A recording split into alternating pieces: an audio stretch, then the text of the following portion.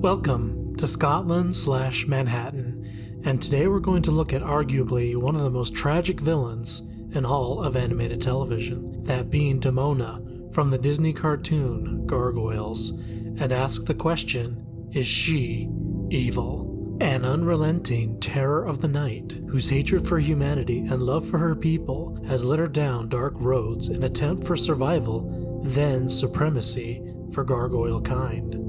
Yes, Demona has lived a long and tragic life filled with loss, betrayal, and loneliness of Shakespearean proportions. But her adversity does not excuse the evil she has committed against humans and gargoyle alike.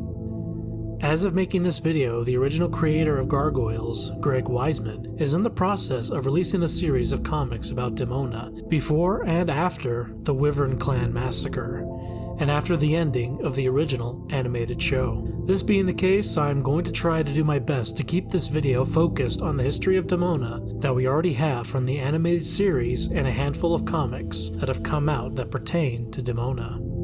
If you want me to cover Demona once all comics have been released, comment below. With all that out of the way, on with the show.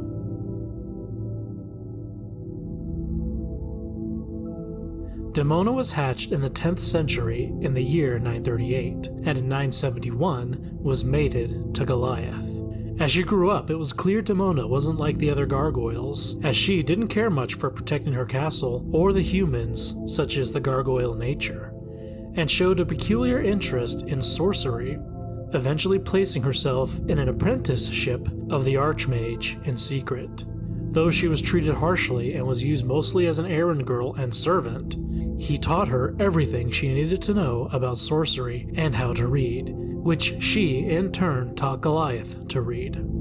During her time with the Archmage, she also demonstrated a knack for cunning and manipulation. One instance was when the gargoyles were tasked with finding a cure for a dying prince. She, along with Goliath and Hudson, went to the Archmage to get it. During the mission, she spent most of the time trying to convince Goliath that he was a worthy successor to lead the gargoyles, because at the time, Hudson was in command and Goliath was second. This had a two-pronged effect, as when Goliath was made leader, she became his second. We learned that Demona wanted to lead the gargoyles, thinking that if she was in charge under her leadership, no harm would come to her kind, as, of course, everything she had done up to this point, from learning magic to become a powerful warrior, has been for the protection of her people. At least, that's what she tells herself. Demona grew to distrust humans. It's not clear if there was one instance or many that made her dislike humans, but regardless, she saw her and her kind as outcasts in a human-ruled world. It is worth mentioning that there is a give-and-take relationship between humans and gargoyles. Gargoyles turn to stone during the day, and during that time they are completely defenseless, so the humans would protect them during the day while the gargoyles protected them at night. The constant ingratitude and contempt from the princess and her subjects of Castle Wyvern caused Demona to conspire with Robert. The plan was for the entire clan of gargoyles to leave the castle under the guise of stopping the Viking army themselves. Then, the Vikings could take the castle and its people prisoner. The gargoyles would then have the castle all to themselves. Goliath, however, only took himself and Hudson, throwing a wrench into her plan. Having to think on the fly, Robert told Demona that he would convince the Vikings to strike during the day, and swore on his life to keep the gargoyles safe from the attackers.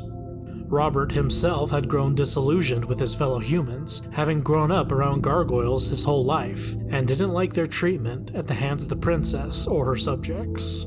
Though she is conspiring with Robert, Demona doesn't trust him, so instead of sleeping at the castle, she hides herself on the beach as the Vikings attack. If she was so uncertain about the day's events, then why didn't she warn her clan of the upcoming attack? I believe she didn't want to risk the attack on the castle, as she still wanted the humans gone, but if she tipped her hand by warning the others, they in turn may have warned the humans. Whether or not you think Demona is responsible for the massacre of her clan is up to you, but I believe she has a lot of the blame. Sure, she didn't know that the Vikings would slaughter her family, especially since Robert gave his word he'd keep them safe, and I honestly believe he wanted to. But it would only make sense for a man like Hakon, the captain of the Viking army, to ensure the gargoyles wouldn't come after them when they awakened. Sure, Robert assured him that it wasn't in gargoyle nature to come after him, but still, Hakon couldn't take that chance. In the end, had Robert and Demona not conspired with the Vikings, the circumstances wouldn't have been perfect for the gargoyles' destruction, and her clan wouldn't have been killed. Demona did have a chance to save them, but her hatred for humans overshadowed any love she may have had. And though her goal of scattering the princess and her subjects was complete, it came at a terrible price. When Goliath returned and saw the devastation of his clan, she ran, fearing he would deduce that she had a hand in the destruction of the castle. She figured that if she was gone and returned later, he would be so happy to see her he wouldn't think twice about it. Unfortunately, when she returned, the Magus had already cast the spell that put the surviving gargoyles in stone sleep, until the castle rose above the clouds. In the depths of her despair, she cries to the heavens in agony, but angrily laments that the humans were to blame, and only them. With tears in her eyes, she kisses Goliath's stone lips and glides off in search of a new clan. Demona would wander all over Scotland, stealing food to survive and killing any human that came across her path. During this time, as she's looking for food at a farm, a stable boy happens across her, and she attacks, slashing his face and leaving him permanently scarred, but alive. Demona makes the comment, "That will teach you humans to betray us." But it goes without saying that this boy did nothing to her. I mean, true, he had a pitchfork and was ready to defend his farm, but that's all he was doing. Defending his farm from a possible bandit. He wasn't actively looking to kill a gargoyle. And perhaps Demona scarred this kid as a message to anyone that sees him that this is what gargoyles are capable of. And even when they show mercy, dealing with gargoyles can get ugly. Honestly, I doubt it. At this point, Demona is angry, full of wrath, acting out childishly and not considering the consequences of her actions. As after this encounter, this boy would become one of the worst enemies of gargoyle kind. The hunter, who swore revenge because she scarred his face. Sure, okay. Questionable origins aside, creating the hunter would spiderweb into generations of misery for gargoyle and human alike, and death for years to come, culminating in the creation of the quarrymen in the 20th century. Demona had no interest in human endeavors, and having put together a ragtag clan of surviving gargoyles, her only interest was in keeping them alive and safe. In 1020, she would be visited by 3 mysterious sisters who warned that the hunter was going to attack a royal family later that evening. Though she didn't want to bother with the humans, she wasn't going to miss an opportunity to get rid of the man that was killing off her kind. The hunter was sent to kill a local steward and his son Macbeth, commissioned by their cousin Duncan, who was worried that Macbeth and his father would steal his crown to become king of Scotland. The hunter managed to kill Macbeth's father, but it all goes tits up when Demona arrives to kill the hunter. She had him dead to rights, but in a rare moment of compassion, she saved Macbeth when he was moments away from falling from the castle tower, leaving the hunter to get away. Much like negative actions have consequences, positive actions do too, as we'll see years later when Demona gets another chance at the hunter. In 1032, the Weird Sisters told Demona that the hunter was going after Macbeth, and this time the two could work together to bring the hunter down. The two would be victorious against the hunter, and during the battle, it was Macbeth that saved Demona's life, and the two would part ways on positive terms. But again, this goes back to positive actions having positive consequences. In the year 1040, Macbeth and his cousin Duncan would stumble across Demona and her sleeping clan. Macbeth at this time still didn't know it was Duncan who ordered his execution. Duncan was ready to end the gargoyles, but Macbeth, remembering Demona, convinced him that gargoyles were honorable creatures that helped save his life. Though Duncan left them in peace, he feared that the gargoyles would aid Macbeth in taking his kingdom, so he returned later that night to destroy them, dressed as the Hunter. This would end up backfiring, as now Demona and Macbeth had a common enemy, but she had become withered and aged, and she feared she wouldn't be able to effectively protect her clan. Macbeth and Demona met in secret to try and form an alliance together against Duncan, but Demona didn't trust Macbeth at first, not until the Weird Sisters appeared again to arrange a bargain between the two. If she would agree to an alliance with Macbeth, the sisters would restore her youth by switching the ages of the two, essentially making them immortal. She agreed. Demona's age was reversed to around 35, and Macbeth to his 50s.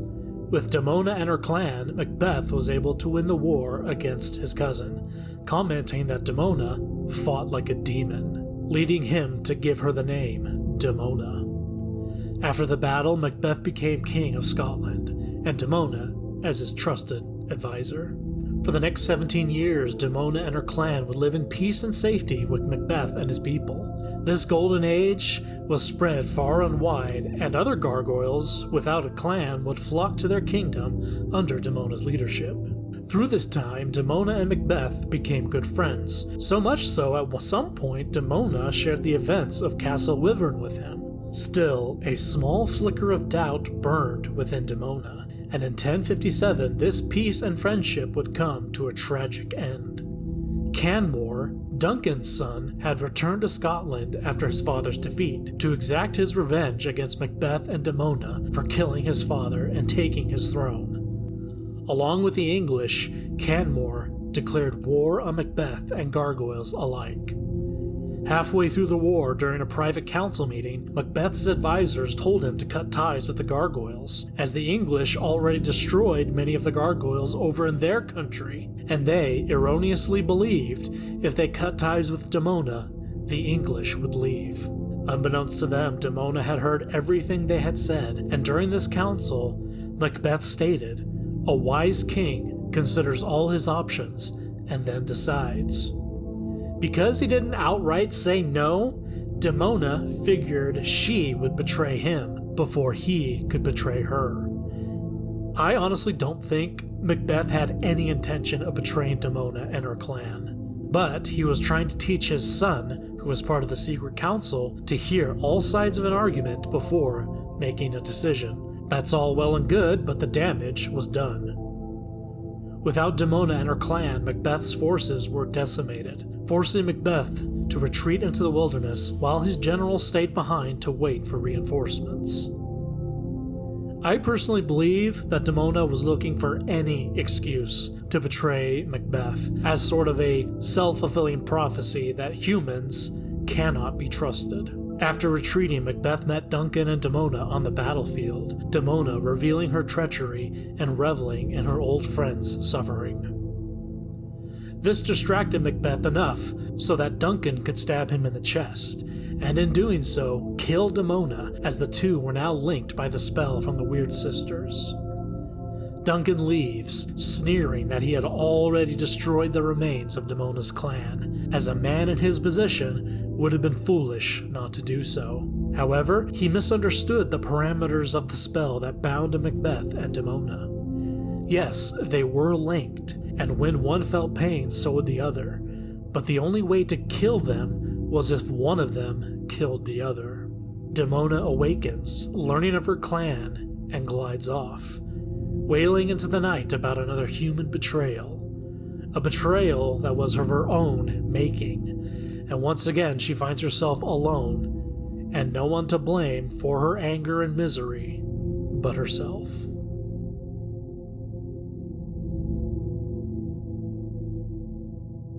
The time between 1057 and 1994 are a bit of a mystery for Demona, but from what little we have, Demona spent her years acquiring wealth, various magical items, and dodging the descendants of the Hunter and Macbeth, who wanted her dead.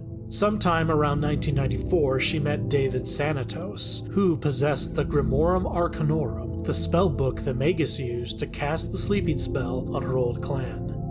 The Magus wrote the entire story down, and upon learning of it, Demona formed an alliance with Xanatos to awaken Goliath and the others. With his vast wealth and resources, Xanatos was able to bring Castle Wyvern to Manhattan, raising the castle above the clouds and effectively breaking the spell. We're going to discuss Xanatos in a different video, but while he intends to use Goliath and his clan for his own purposes, Demona is using him for hers. Her plan is to take back the castle from Xanatos, and she, Goliath, and the others would usher in an armed conflict against humanity. With Goliath and the others awake, Xanatos and Demona work to manipulate them into raiding the fortresses holding the cyberbiotics data that Xanatos wants for himself and his projects. It's during this mission that Demona is unable to hide her true nature. Goliath and Demona are great examples of a villain and a hero being on opposite sides of the same coin. Both have had the same lived experiences. Both have handled it in completely different ways. Sure, Goliath wasn't awake for the entire 1,000 years, but both of them had been betrayed by humans they had sworn to protect, held the shattered remains of their family in their hands, lost the love of their lives, and both trusted humans again only for that trust to be misplaced. The biggest difference is where their values lie. Goliath values life, peace, and harmony between gargoyles and humans, but Demona's pride and anger makes her despise humans and anyone that affiliates with them, and she is always ready to take a life, regardless of circumstances. Sure, Goliath isn't perfect in this regard to life, to be fair, as he was ready to drop Xanatos off a building. The revenge he wanted against the Vikings is valid, and the same goes for when he wanted revenge against Drakon for supposedly shooting Elisa. But if Goliath wants to take a life, there is a purpose behind it, self-defense or the defense of others, whereas Demona will kill a human simply for being human. When Demona and Goliath infiltrate the airship, she is ready to kill the men on board, who are simply defending their headquarters. Goliath knew killing in the heat of battle was one thing, but killing men who the gargoyles could easily knock out and get out of the way is just plain murder. If you or I were faced with a creature that we thought only existed in fairy tales, books, and movies, it's likely we would react with terror, so we can't blame these men for reacting the way they did. But at the end of the mission, she ends up destroying the ship and killing most of the men on board.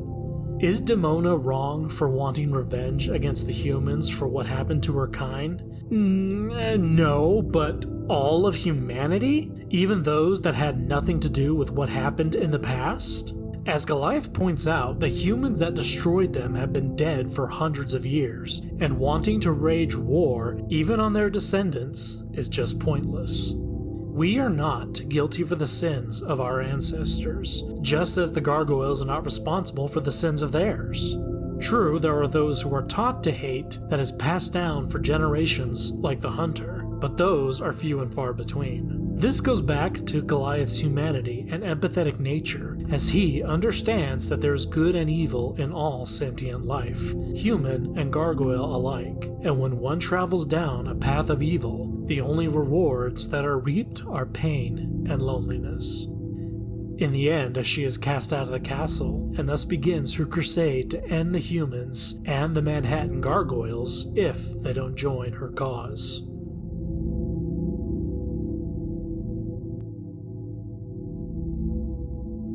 Demona acts out a variety of schemes in an attempt to not only destroy humanity, but also destroy Goliath and take command of the remaining gargoyles, because she believes that Goliath's ideals are dangerous and will get whatever remaining gargoyles killed. Most of her plans fail, like trying to brainwash Goliath with the Grimorum, or when she traps the trickster Puck to make a deal to remain flesh in the daylight. To his credit, he did grant her wish by making her a human during the day. But her most devastating plan was by far featured in the City of Stone saga. By manipulating Xanatos, she casts a spell that turns humans into stone during the night, and while she's a gargoyle, goes on a mass killing spree of stone humans.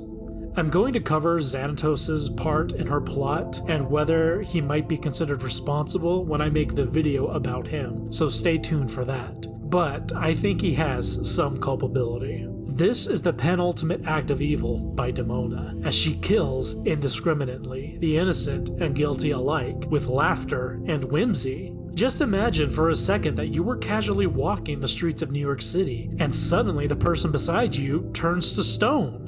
Then a creature wielding a mace comes along shouting that because of you, her kind have been hunted and killed, and thus you deserve to die. But you've never seen this creature before, you've never even heard of gargoyles, you didn't do anything to them. You were just going home after a long day at work, maybe getting some takeout, visiting with friends and family, playing some video games. You don't know anything about some 1,000-year war or mystical creatures. How would you feel if someone blamed you for something you had no hand in? That one lone gargoyle, filled with rage and hatred, decreed that because of the circumstances of your birth, you were doomed to die at her hands. How would you feel? Just ponder that question. Goliath and Brooklyn follow the line of bodies. Brooklyn commenting the scene was exactly like that at Castle Wyvern. Makes sense, seeing as how Demona would want to dispense the same punishment inflicted upon her kind. Goliath mourns over the dead, decrying that every life is precious, but implies that he would be willing to do whatever it took to protect those he loved. He is reminded by a vision of the Weird Sisters that every life is precious, and revenge only begets more revenge. This is the nature of waging a war against an entire race, such as Demona has. An endless loop of hatred and anger that leaves her with no room for anything else. No love, no friendship, no happiness. Not even when Demona discovers that she has a daughter that survived the massacre is she willing to forego her vendetta against the humans. At her final act against humanity in the show, Demona wants to destroy them with a combination of a virus and a spell. And with an artifact called the Praying Gargoyle, only gargoyle kind would be saved. Once again, she is beaten, but only because Goliath destroyed the Praying Gargoyle. So if she was to unleash that virus, all of life on Earth would be destroyed. Demona chooses to spare life on Earth, but not because she cherishes it by any means, but because of Angela. At this point, she is so far gone, Angela is the only gargoyle, hell, perhaps the only thing in that world that Demona could possibly love. She glides off, ready and willing to continue her schemes to destroy mankind and anyone that stands in her way.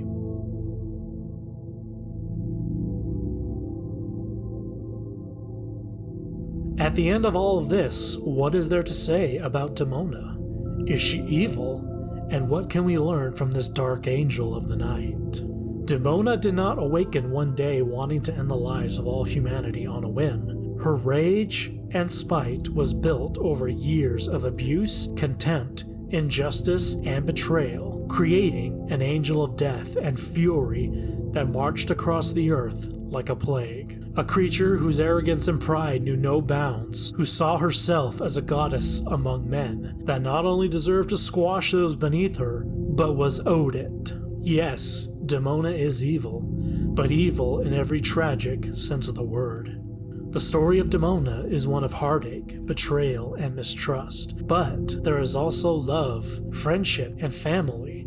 All she had to do was renounce her pride and accept the hands of friendship extended to her, but her heart of stone keeps her from accepting it.